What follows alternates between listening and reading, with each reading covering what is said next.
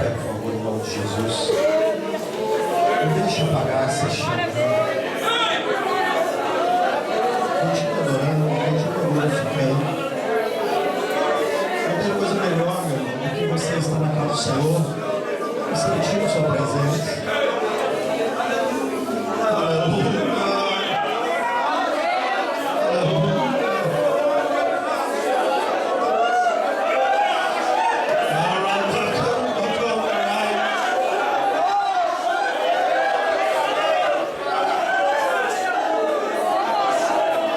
Eu vou te dar 2 minutos, fica à vontade. Eu vou te dar 2 minutos, fica à vontade.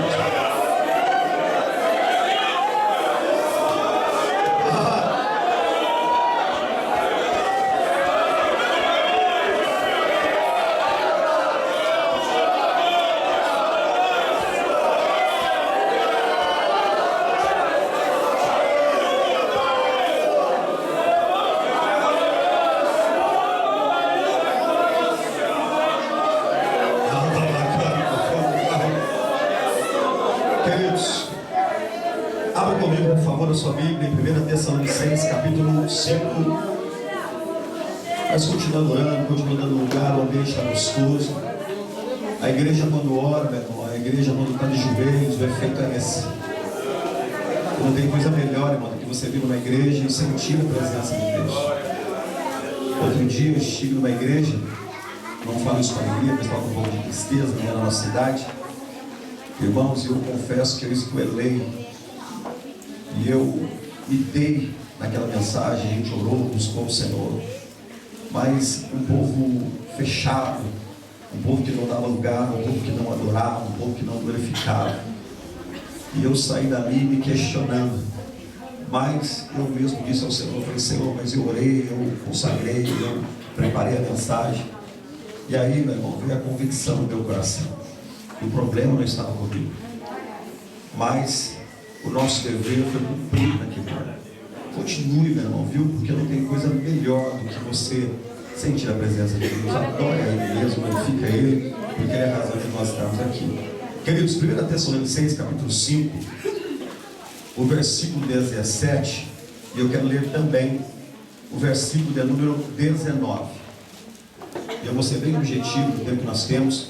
Não vou te cansar, eu ainda vou querer orar com você um pouco antes das 21 horas. Eu quero ver um pouco mais disso, quero experimentar um pouco mais da presença do Senhor. 1 Tessalonicenses, capítulo 5, versículo 17 e o versículo 19. Vou ler. Ora, ou melhor, versículo 17. Orai sem cessar. Versículo 19. Não apagueis o Espírito. Eu vou retornar à leitura, versículo 17. Orai sem cessar. Versículo 19. Não apagueis o Espírito. Amém? Por favor, se assente em nome de Jesus. Queridos e amados irmãos, Igreja do Senhor, para nossa melhor compreensão, eu preciso dar aqui uma breve introdução. Dobre a sua atenção, por gentileza. Queridos, essa carta que o apóstolo São Paulo escreve aos irmãos de Tessalônica, ela é fruto da sua segunda viagem missionária. Segundo a história bíblica, Paulo, ele vai juntamente com Silas e Timóteo para a cidade de Tessalônica. E ele, quando chega na cidade de Tessalônica, ele começa a pregar a palavra do Senhor. Ele começa a levar aos irmãos ali, às pessoas daquela cidade, o Evangelho de Cristo. Porém, passado-se algum tempo, ele, juntamente com seus companheiros, começa a sofrer uma grande perseguição por alguns judeus daquela cidade. E, obviamente, Paulo, ele não pôde continuar naquela cidade. Ele teve que sair daquela cidade, porque senão, com certeza, ele teria morrido. Mas ele sai de corpo daquela cidade, mas o seu espírito continua naquela cidade. A sua mente continua impregnada de preocupação com os irmãos que ficaram naquela cidade. Então o apóstolo São Paulo, ele vai até a cidade de Atenas, e quando ele chega em Atenas, ele sente-se a necessidade de ver qual era a condição que o povo em Tessalônica estava. Então, ele pega, numa conversa íntima, numa conversa pessoal com Timóteo, ele diz para Timóteo, para que Timóteo vá até a cidade de Tessalônica. E Timóteo, obviamente, ele fez isso. Ele foi até a cidade de Tessalônica. E quando ele chega na cidade de Tessalônica, entre muitas coisas boas que ele vai ver lá, uma delas traz para ele uma grande preocupação. Ele começa a testificar com alguns irmãos a respeito do que Deus havia feito, e entre eles, alguns chegavam e diziam: olha, alguns daquele que recebeu o evangelho que por você e pelos seus companheiros foi pregado, eles partiram para a eternidade. E começou a ficar aqui uma grande preocupação: o que vai acontecer com eles lá na eternidade? Nós sabíamos muito bem, se seguíssemos as leis e as regras que por Moisés nos foi deixado. Mas agora, segundo o seu evangelho, nós estamos na dúvida, não sabemos o que é que vai acontecer. Então, Timóteo ele traz até o apóstolo São Paulo, na cidade de Corinto, essas informações. E isso traz ao coração do apóstolo São Paulo, obviamente, uma grande preocupação. E então ele se sente na necessidade de escrever aos irmãos da cidade de Tessalônica. Só que ele não vai escrever como era de costume naquela época. Naquela época, sempre quando alguém iria escrever uma carta, ele chamava um escrevente, e ele, junto com o escrevente, ele ditava o escrevente, então escrevia aquela carta, e depois eles enviavam para o endereço a qual eles queriam que aquela carta fosse. Porém, tamanha a preocupação do apóstolo São Paulo com os irmãos ali, que ele vai escrever essa carta de próprio punho. Ou seja, ele vai pegar o papel da época, ele vai pegar a caneta da época, e ele mesmo vai redigir aquela carta. Pastor, mas com qual intenção?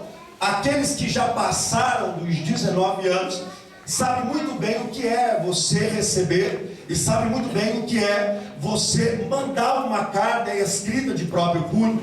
Nós estamos vivendo num tempo moderno, aonde nós mandamos mensagens através do Facebook, Messenger, nós mandamos através do WhatsApp, entre outras redes sociais, e-mail, por exemplo, também fazemos isso. Só que a mensagem que chega do outro lado, ela não é carregada de emoções e de sentimentos.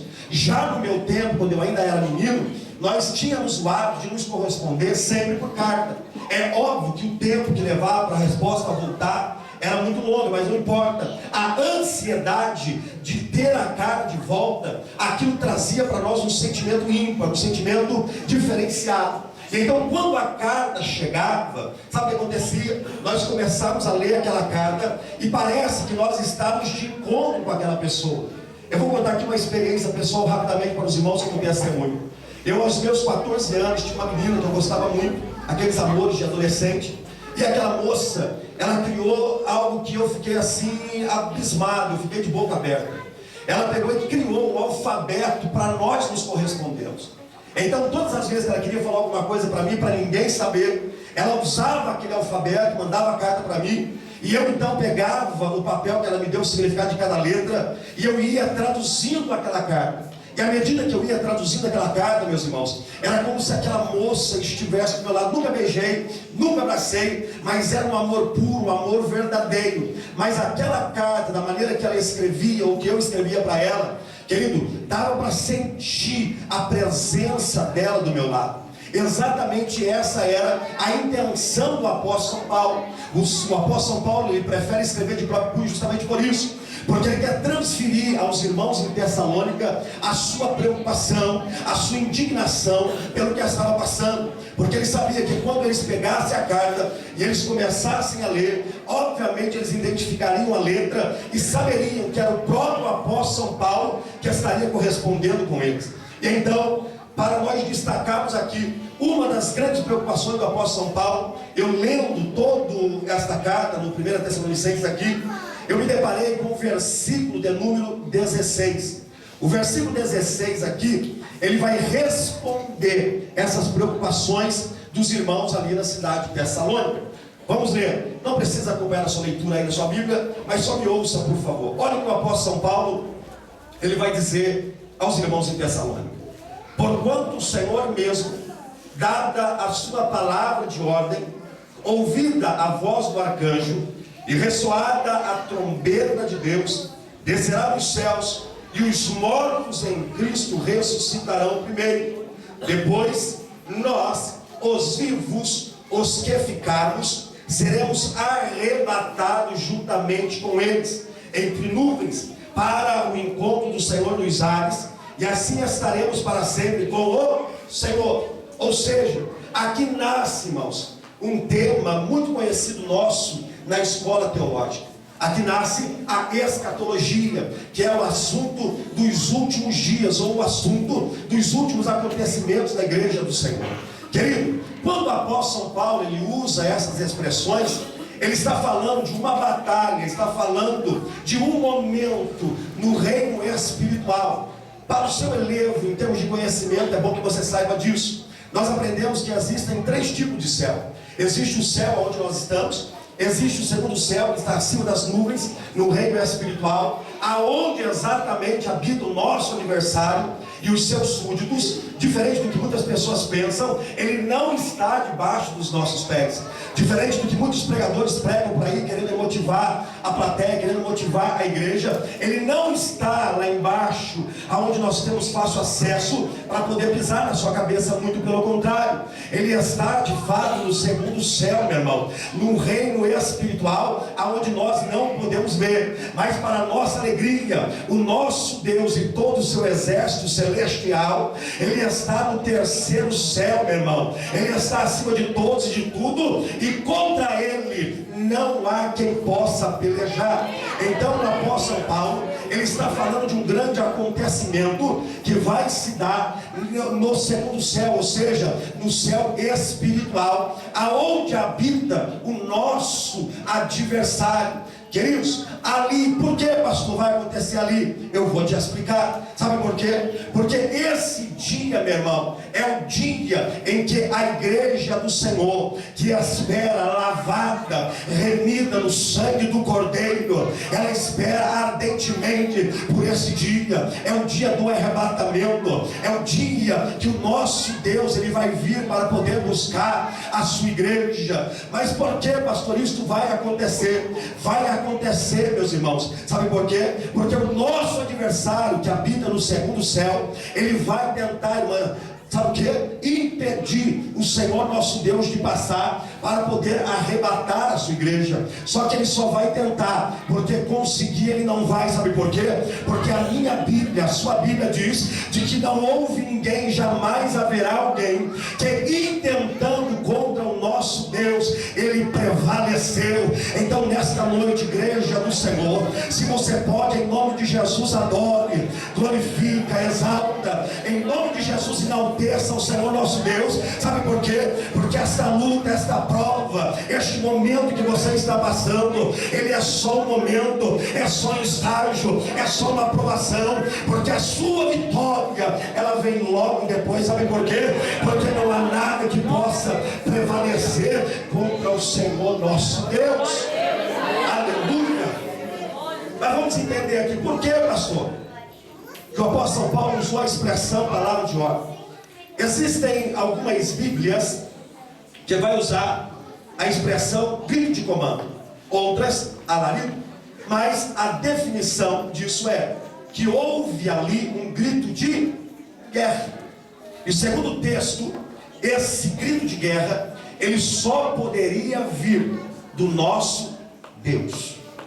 Essa ordem só poderia vir do nosso Deus e de mais ninguém, porque toda a autoridade é posta sobre ele, porque ele é a maior autoridade.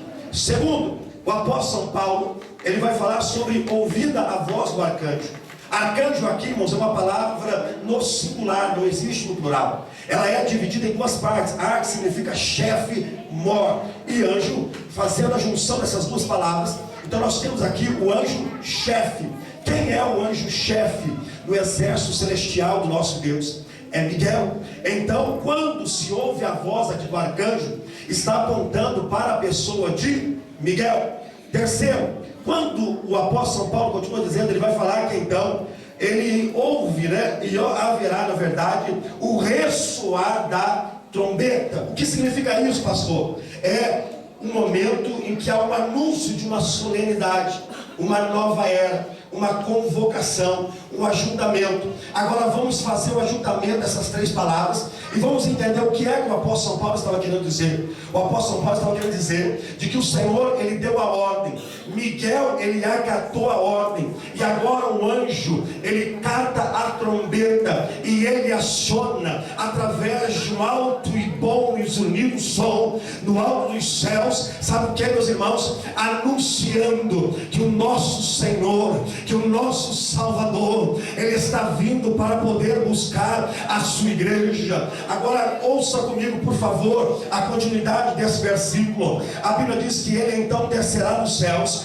e os mortos em Cristo ressuscitarão primeiro. Agora você precisa glorificar o nome do Senhor. Há quem diga que nós somos a igreja do arrebatamento. Eu particularmente, eu não me arrisco a dizer que somos a igreja do arrebatamento, porque se eu disser que eu sou a igreja do arrebatamento, eu estou presumindo que Jesus já está logo ali do outro lado, quando na verdade se fala a respeito da volta de Jesus desde quando ele partiu para o seu lugar, e então se falam da sua volta. Então eu não quero ser pretensioso, eu não quero cometer esse erro de dizer que nós somos a igreja do arrebatamento. Mas porém, se o Senhor achar por bem em vir nos buscar nesta noite, queridos, eu confesso aos irmãos que para mim e para você será um motivo de muita alegria, será um motivo de um prazer incontável. Nós estamos hoje num culto de missões, e falar de missões, irmãos, é falar de arrebatamento.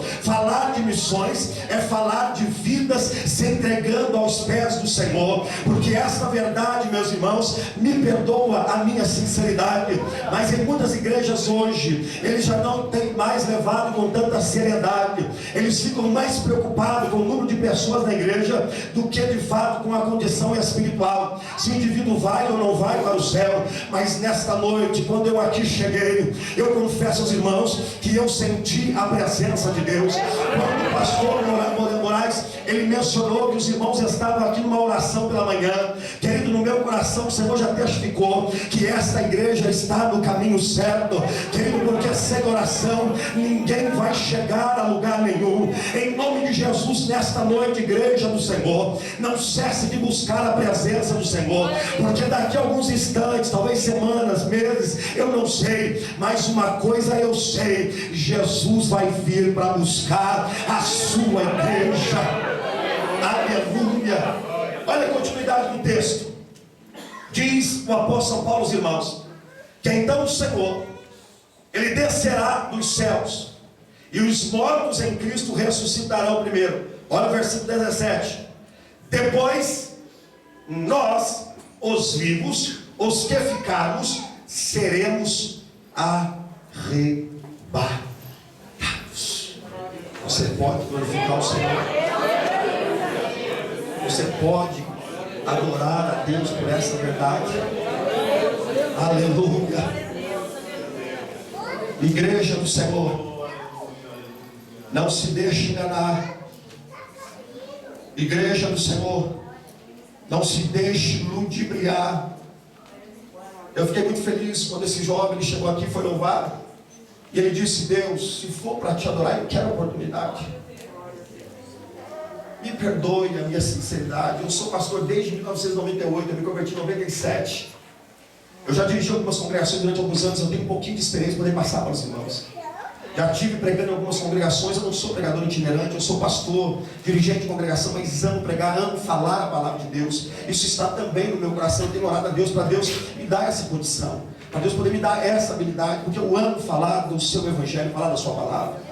Mas eu confesso aos irmãos que algumas igrejas que eu passei, estive pregando, e outras que não, estive apenas cooperando. Eu vi pessoas ali, meus irmãos, que estavam simplesmente para poder querer aparecer. Porque hoje em dia, meu irmão, você ser pregador é um negócio interessante. Você ser cantor é um negócio bem interessante, mas quando você procura viver na direção de Deus, segundo a vontade de Deus, enquanto você vai para o joelho, você vai para a consagração, aí, meu irmão, o caminho é estreito, o caminho é difícil. Sabe por quê? Porque Satanás, ele vai entrar no seu caminho e ele vai colocar para você algumas propostas, mas como você está com a sua mente impregnada da palavra do Senhor, e o Espírito de Deus é Ele quem te domina, então você não aceita, aí o caminho fica muito mais difícil. Mas em nome de Jesus eu quero tomar posse da palavra que o nosso irmão Márcio daqui falou. Querido, em nome de Jesus, guarda isso no seu coração.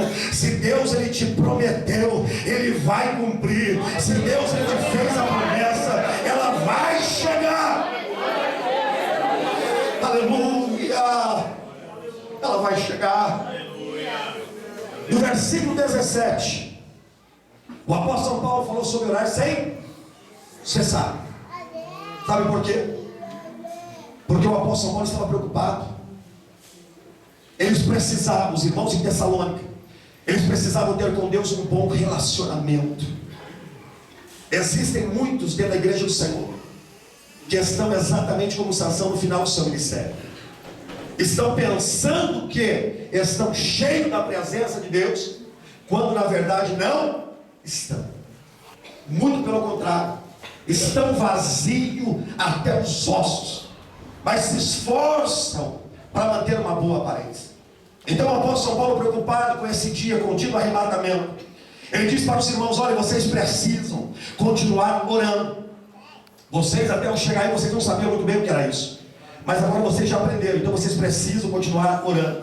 Sabe o que ele estava querendo dizer aqui? Que os irmãos, em qualquer circunstância, em qualquer momento, em qualquer situação, eles deveriam continuar orando. Muito diferente do que nós nos dias de hoje. Nós, quando o problema se aloja, a primeira coisa que acontece, sabe o que é? Nós logo desanimamos, nós logo perdemos a força e já não queremos orar mais, não queremos mais buscar a presença do Senhor. Isso é fato, e eu afirmo isso, que é praticamente 100% de todos nós que aqui estamos, é exatamente assim, porque a luta muitas vezes ela é tão grande, mas tão grande, que ela nos desanima, ela nos coloca para baixo. Mas o que não nos deixa sair totalmente da presença de Deus são as marcas que Ele deixou no início da nossa conversão. Então, igreja do Senhor, fica aqui o conselho da parte do Senhor. Em nome de Jesus, siga com esse ministério. Em nome de Jesus, não pare de orar. Em nome de Jesus, não pare de buscar a presença do Senhor. Sabe por quê?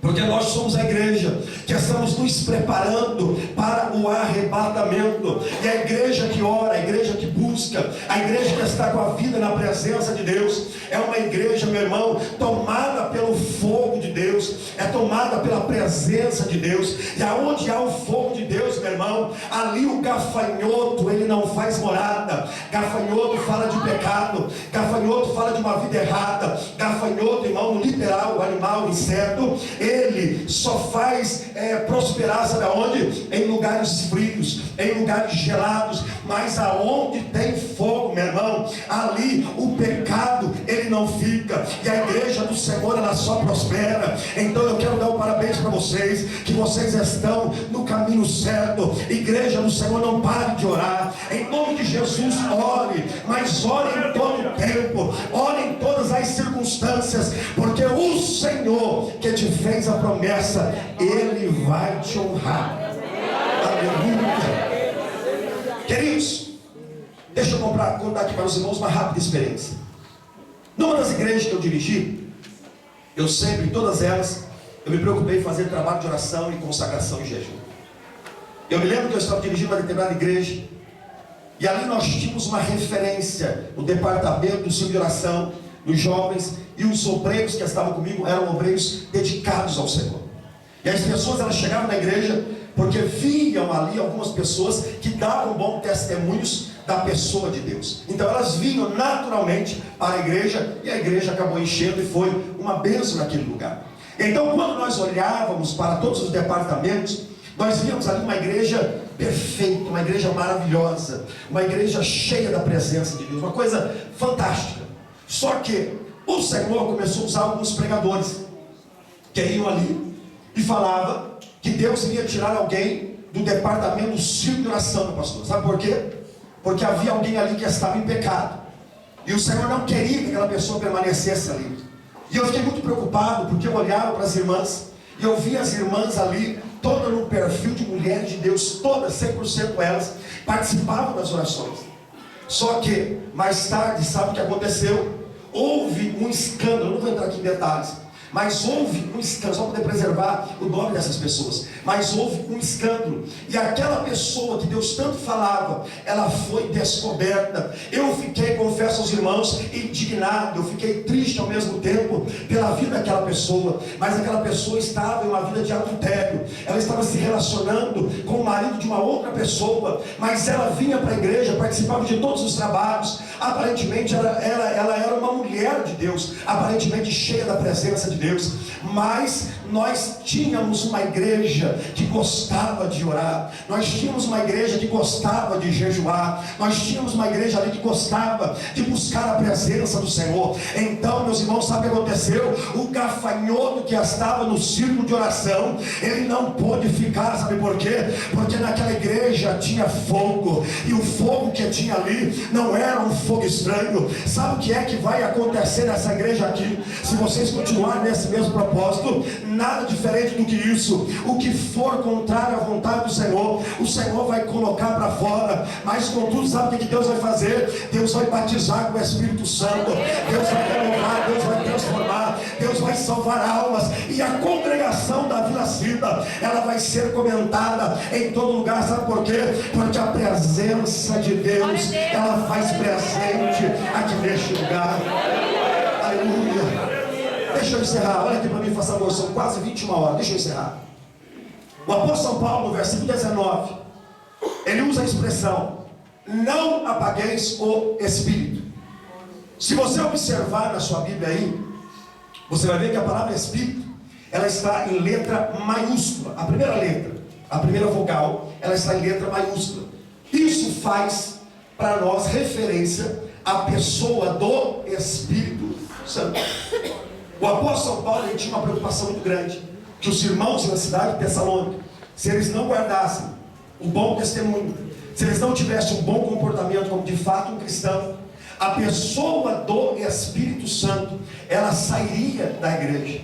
Só que tem um detalhe, meu irmão: a pessoa do Espírito Santo, ela é fundamental, ela é imprevisível, ela é importante. Sem a pessoa do Espírito Santo na igreja, nós não fazemos nada. Sem a pessoa do Espírito Santo, nenhum daqueles que aqui louvaram como louvaram. Sabe por quê? Porque somente o Espírito Santo é que dá essa virtude, essa graça. E aí quando você está sentado ali no banquinho, ou aí no lugar onde você está, você não consegue não sentir a presença de Deus. Eu estava batendo o joelho do pastor Moraes, eu falei: pastor, como está gostoso esse lugar. Sabe por quê, meu irmão? É por causa da presença do Espírito Santo. Querido, o Espírito Santo, ele é o substituto de Jesus, segundo o Evangelho de São João, no capítulo 14, versículo 16 e 17.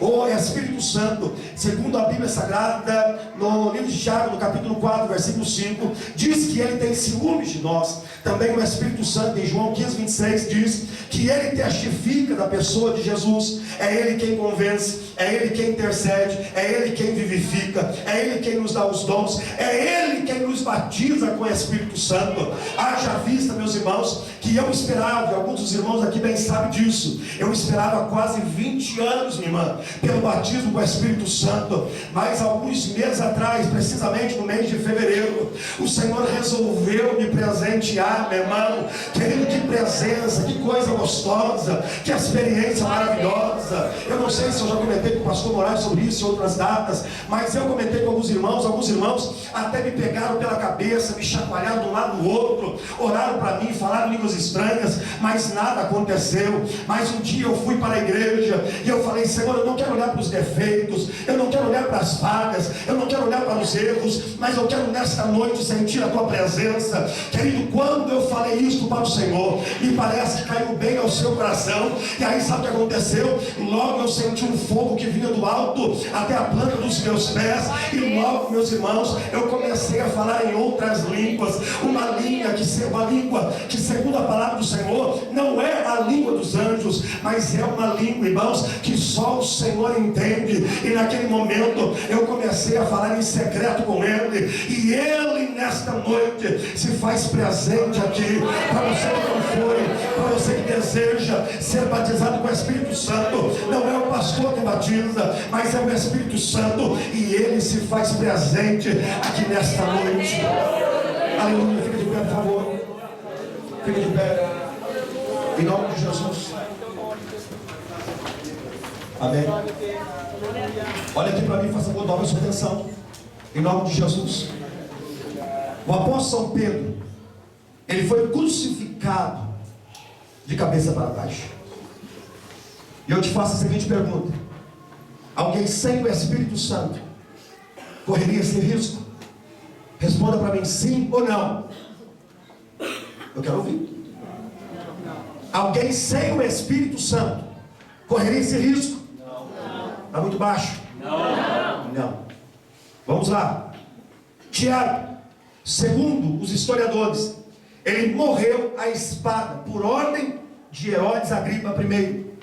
Alguém sem o Espírito Santo morreria dessa maneira? Não. Por uma causa? Não. Mas ele só morreu, sabe por quê? Por causa da presença do Espírito Santo que estava com ele. Está entendendo a preocupação do apóstolo São Paulo com os irmãos de Tessalônica? O porquê que eles deveriam orar constantemente? E o porquê eles não poderiam tirar a presença do Espírito de Deus da vida deles? É porque se caso viesse a acontecer algo com eles, eles estariam preparados. Quando nós olhamos para a igreja atual, eu fico pasmado, eu fico de boca aberta. Quantas pessoas, me permitam, eu também sou frágil, assim como cada um de vocês aqui. Sou frágil como cada um daqueles que saíram e foram para o mundo. Eu não sou diferente. Mas eu vejo tanta gente, por coisas tão pequenas, se afastam da presença de Deus. Sabe por quê? Porque perderam a comunhão com o Espírito Santo de Deus.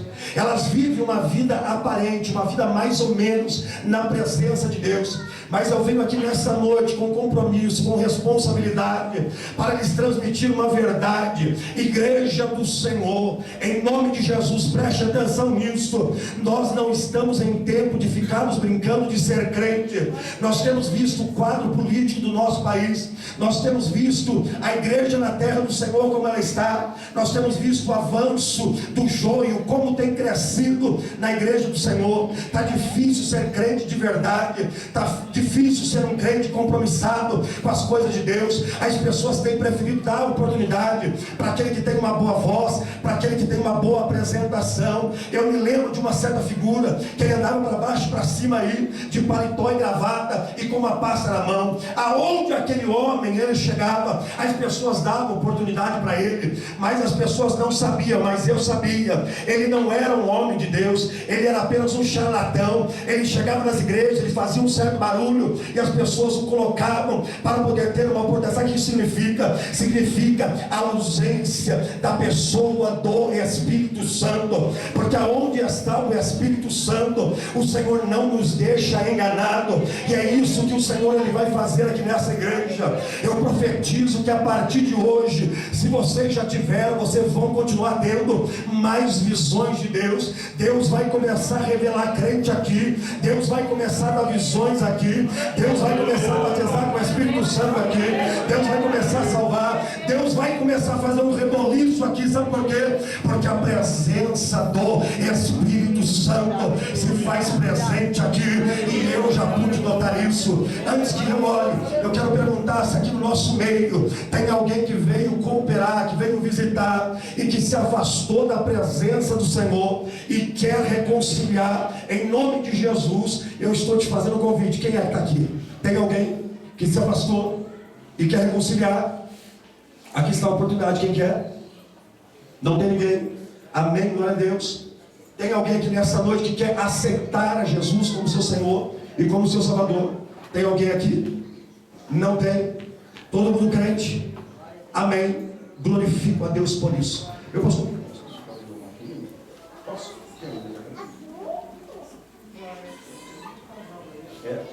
Queridos, vocês podem louvar apenas um hino, por favor? E eu gostaria, à medida que o casal vem chegando aqui à frente, para eles estar louvando esse hino, eu já vou devolver assim que eles terminarem de louvar, mas eu gostaria de convidar você para vir aqui à frente. Mas você que quer realmente a presença de Deus, você quer realmente sentir a presença de Deus, em nome de Jesus, eu quero ver quem é o primeiro corajoso ou quem é a primeira corajosa. Tem alguém? Por favor, em nome de Jesus. Mas eu quero que você venha convicto aqui na frente. Quem vai fazer não sou eu. Quem vai fazer o que precisa ser feito na sua vida não sou eu, é o Espírito Santo. E aonde Ele está, meu irmão, alguma coisa acontece. E quando nós falamos dele, alguma coisa tem que acontecer. Sabe por quê? Porque Ele se faz presente aqui. Eu quero convidar vocês que estão aqui à frente, em nome de Jesus, feche os seus olhos. Por favor, em nome de Jesus, eu quero convidar vocês, por favor, fale com o Espírito Santo que está aqui nesta noite. Em nome de Jesus, começa a falar com ele. O casal, por favor, se puder, já pode soltar, pode louvar. E eu quero descer, eu quero orar para essas pessoas que estão aqui à frente.